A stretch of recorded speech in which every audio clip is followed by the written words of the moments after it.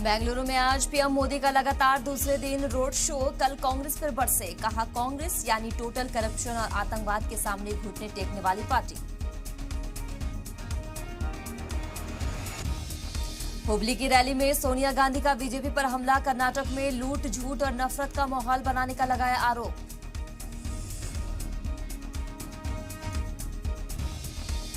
बदनवानी rate card वाले तस्वीर पर कांग्रेस को इलेक्शन कमीशन का नोटिस। आज शाम 7 बजे तक मांगा जवाब। सीएम गहलोत बोले, मजहब की बुनियाद पर बात करने वालों की तस्वीर पर लगे रोक। बजरंग दल पर घमासान में अब उद्धव ठाकरे की एंट्री। बोले, बजरंग दल पर पाबंदी लगने से इतनी परेशानी तो शिवसेना को खत्म करने जो निकले उनका क्या करना चाहिए। मणिपुर हिरसा में अब तक 54 लोगों की गई जान, हजारों लोग हुए बेघर। चूड़ाचंदपुर के लकमा गांव में हुआ सेना पर पथवार।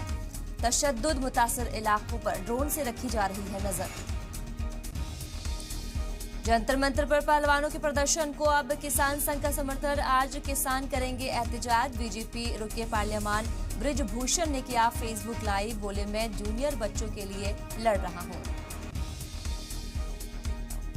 राजौरी में फौज का ऑपरेशन त्रिनेत्र अब भी जारी। कल सेना ने एक दहशतगर्द को किया था ढेर। कई हथियार भी बरामद।